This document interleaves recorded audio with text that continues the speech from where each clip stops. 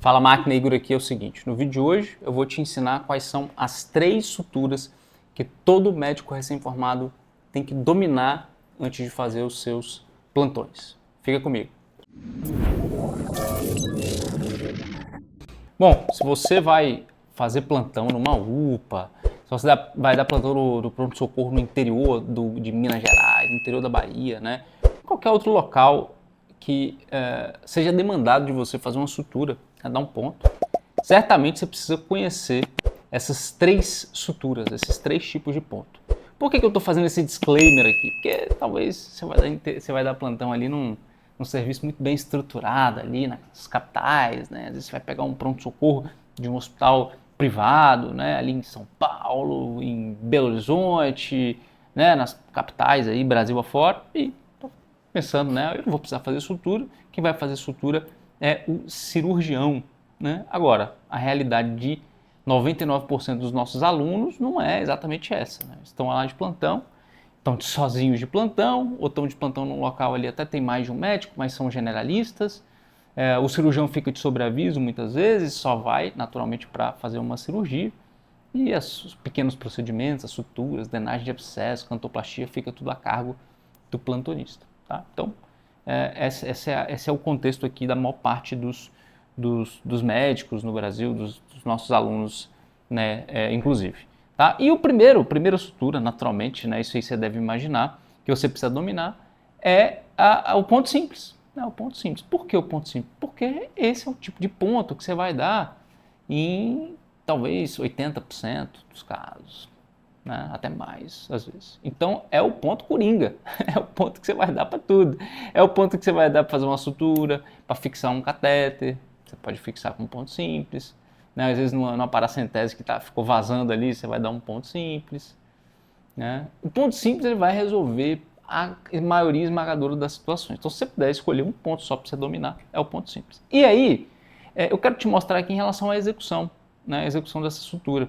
Talvez algumas coisas aqui que você não está totalmente familiarizado. Estamos na tela aqui, né, editor? Vamos lá. Seguinte, primeiro em relação a empunhadura aqui da agulha no porta-agulha, tá? Você vai pegar aqui com a pontinha do porta-agulha, tá? Não vai pegar lá atrás do porta-agulha. Espera aí, deixa eu ver se eu tô... agora eu tô melhor na tela, tô melhor, beleza. Então você não vai pegar lá atrás aqui do porta-agulha, tá vendo? Não é lá atrás. Você vai pegar bem aqui na pontinha, ó, na pontinha. Muito bom. A agulha, né? Cada agulha tem uma extensão diferente. Isso aqui a gente chama de agulha pequena. Né? Esse aqui é um nylon 3 da agulha pequena. E a gente pega aqui no segundo terço, mais próximo ao fio, mas não tão próximo ao fio, tá? Que aqui a gente tem uma firmeza maior para fazer a sutura, a gente consegue ter uma amplitude melhor também. Eu não vou pegar muito próximo aqui da extremidade da agulha, na metade da agulha, isso aqui dificulta bastante a execução do procedimento, beleza? Então aqui, ó, beleza, pronto. Ficou bom, desse jeito ficou bom, tranquilo? Minha pinça anatômica ou a pinça dente de rato que eu eventualmente estarei usando, ela não serve para enfeitar, eu não vou ficar simplesmente segurando a pinça. O que eu vou fazer, né, o primeiro movimento que eu vou fazer é de exposição do tecido. Então eu estou aqui na pele, ó, eu vou expor o tecido. Eu elevo, né, a minha pele, o meu ponto de sutura. Eu elevo ele, eu exponho o ponto de sutura. E é claro, de fora para dentro, seguindo a curvatura da agulha, então não entra assim, ó, igual muita gente faz, entra assim. Não, eu vou entrar assim, ó, quase 90 graus, seguindo a curvatura da agulha, e vou fazer o movimento que segue a curvatura da agulha, tá? Igor, pode passar direto? Pode passar direto, não tem problema não, tá? Não existe essa regra não. Tô lá na residência há 9 anos, né? 2 anos como residente, 7 anos como preceptor, e às vezes o pessoal tem essa dúvida ainda, não tem problema nenhum. Agora, de novo, para passar desse lado, eu vou expor o tecido e vou fazer a mesma coisa, eu vou seguir a curvatura da agulha. Um detalhe importante é o espaço, o espaço em relação à borda, né? O ponto de entrada e o ponto de saída aqui do meu fio. A gente depende do tamanho da extensão da ferida, mas em torno de 5 milímetros é uma distância ok, tá? Em feridas maiores eu posso afastar um pouco mais, inclusive, da borda. Tá? Show de bola. Agora eu tenho aqui, já passei o meu fio, Como que você vai posicionar? A forma correta de você posicionar, pelo menos do ponto de vista didático, é você posicionar o seu porta-agulha entre os fios, tá? Então tem um fio de um lado e de outro, entre os fios. E aí, claro, o lado maior aqui, o lado que tem agulha. Você dá 2 voltas, você encontra a extremidade do fio de um lado e você sempre vai puxar para o lado oposto dessa extremidade, ó. Que aí você tem um nó verdadeiro, tá? Perfeito, beleza? O segundo nó, ele serve para travar. A gente dá uma volta só, a mesma coisa. Posiciona aqui no centro, ó. Posiciona aqui no centro. Vou dar uma volta. Agora por dentro, ó, tá soltando, tá escorregando. Isso aqui é pele de borracha, escorrega mais. Pego a ponta, a extremidade do fio e vou puxar para o lado oposto mais uma vez, tá? Ó, escorregou demais. Então aqui, esse segundo nó, quando eu dou, ele trava o primeiro nó. Então aqui, ó, se você deixar frouxo, folgado, ele fica assim, não tem jeito não. Você tem que cortar e começar tudo de novo, tá? Uma outra dica legal é, se você tem uma ferida muito extensa, pode ser interessante você dar um ponto no meio, para você reduzir a tensão de um lado e de outro, tá? É obrigatório fazer isso? Não, você pode simplesmente seguir do ponto mais distante da linha do ferimento em direção ao ponto mais próximo de você, tá? E aí, finalizando a mesma coisa, porta-agulha no centro, eu dou mais uma volta, pego o fio de um lado e puxo para o lado oposto, tá? Pronto. Quantas voltas? 3, 4 voltas é o suficiente, beleza? 3, 4 voltas é o suficiente. E aí a gente vai cortar este fio, tá? Perfeito, ponto simples, é simples assim mesmo, é só isso que a gente vai fazer. Quando que eu vou usar ponto simples na minha sutura? Eu vou usar ponto simples em praticamente todas as suturas. A grande pergunta é, quando que eu não vou usar o ponto simples, tá? E aí tem algumas situações aqui, e eu vou inclusive utilizar esse contexto para introduzir o próximo ponto que você precisa dominar. O primeiro é ponto simples. E o segundo é o seguinte, você pega uma situação onde o paciente teve um ferimento ali numa região de dobra, cotovelo, joelho, ou numa região mais grosseira, que sem tanta preocupação estética, como por exemplo na canela, né, na perna do paciente ali, que não tem tanta visibilidade, numa região mais escondida, né, uma região com menor exposição. O que está sempre exposto no nosso corpo? Né? O rosto está sempre exposto, em regra, né, pelo menos. As mãos, aqui o antebraço, o colo, muitas vezes, no caso das mulheres, o colo muitas vezes está exposto ali por conta de uma blusa que expõe mais. O dorso ali também pode estar mais exposto. Então, regiões de maior exposição são regiões que a gente tem uma preocupação estética maior, porque elas vão estar mais à vista. Né? E a principal delas, naturalmente, é a face da pessoa. Tanto para homens quanto para mulheres, né? A face da pessoa. Então, eu tenho uma preocupação mais estética nessas regiões. Em regiões que eu não tenho preocupação estética, eu posso fazer suturas onde o resultado estético não é tão favorável. Tá? Então, regiões de dobra, feridas maiores, ferimentos com sangramento ativo ou risco de sangramento, ou seja, eu tenho uma preocupação hemostática, né? Eu quero fazer hemostasia naquele ferimento, naquela sutura, eu quero ter uma sutura mais firme, uma sutura com mais tensão, aí eu vou lançar a mão do ponto Donati, tá? Ponto Donati ou Blair Donati, ou vulgarmente conhecido como longe, longe, perto, perto.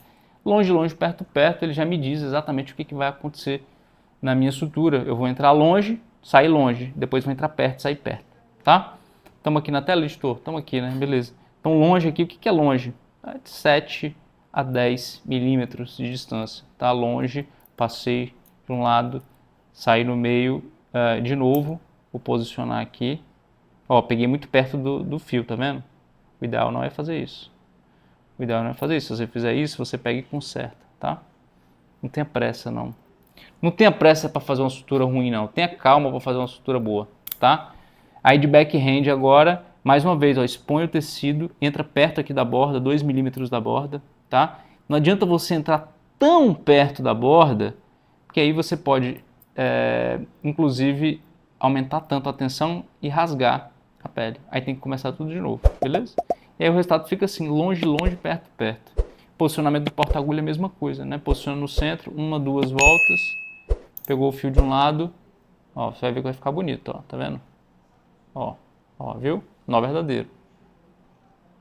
Puxou, mesma coisa, voltou, lado oposto, pegou, puxou pro lado oposto, tá vendo? Você tá entendendo o que eu tô falando, né? Lado oposto, ó. Entrou, eu peguei o fio aqui na esquerda e vou puxar o porta-agulha pro lado direito.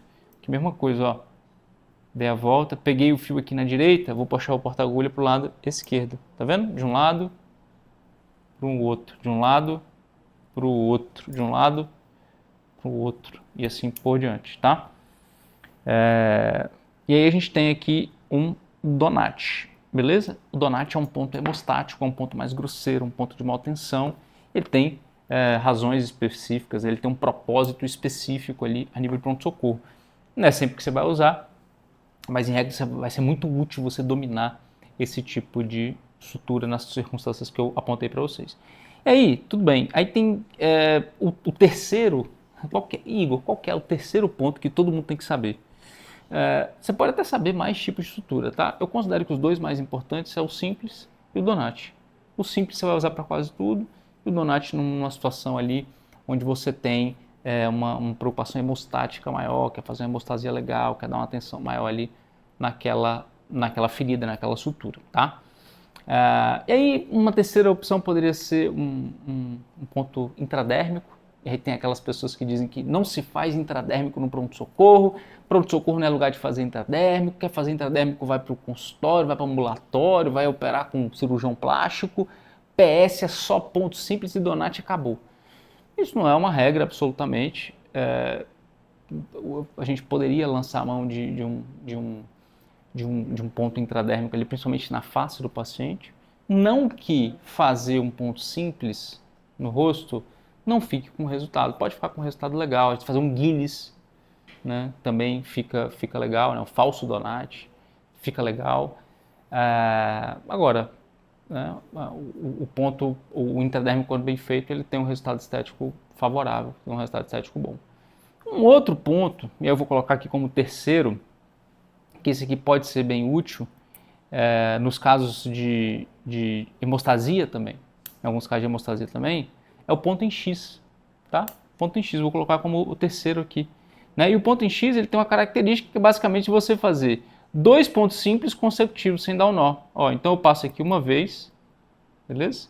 Ó. Aí o simples, o que eu faço? Eu amarro. O no X eu passo de novo aqui do lado, ó.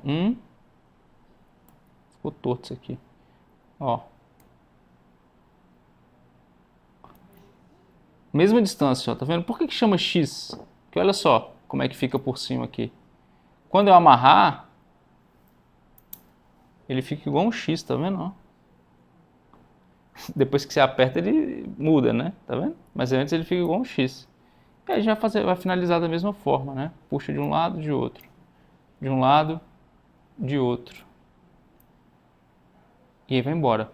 Quanto que eu vou usar o ponto em X? Vou usar o ponto em X quando eu estou fazendo eu tenho uma preocupação hemostática também. Você está suturando ali um subcutâneo, né, um sangramento ali ativo, pegou uma veiazinha que está babando ali, você vai dar 1, 2 pontos e amarra. Aí você consegue fazer uma hemostasia naquele local.